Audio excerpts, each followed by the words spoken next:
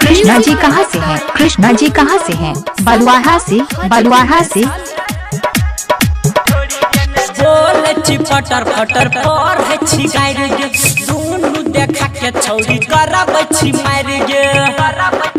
आर के रानी के तरफ से हाँ बोल छी फटर फटर पर है छी गायर गे दुनु देखा के छौरी करब छी मार गे।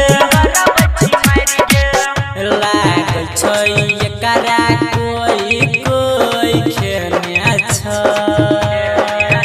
पता कर एकरा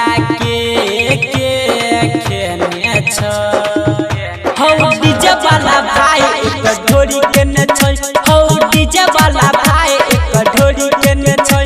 हौ डीजे वाला भाई एक ढोरी के न छै।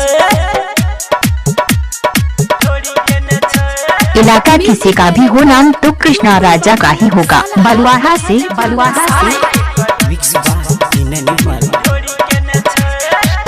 देख में लागई छौरी पाँच वाला मंच रे पूरा पीट फाटो में लागे माल बड़ा टंच रे। देख से लागे छौरी के करो देने छ। देख से लागे छौरी के करो देने छ। हौ डीजे वाला भाई एक ढोरी के न छै। हौ डीजे वाला भाई एक ढोरी के न छै। हौ डीजे वाला भाई एक ढोरी के न छै। आर के रानी के तरफ से कृष्णा जी कहाँ? कृष्णा जी कहाँ से हैं? बलुआहा। बलुआहा से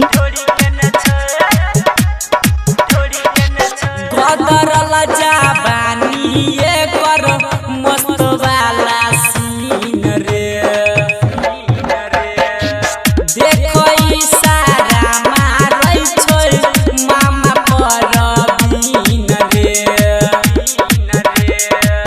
रमन जिया दबला कोई सुइया देने छ। राकेश चंदन लागै सुइया देने छ। हौ डीजे वाला भाई अपने नाम की मिक्सिंग बनाने के लिए संपर्क करें मिक्स बाय कृष्णा राजा बलुआहा। हौ डीजे वाला भाई एक ढोरी के न छै।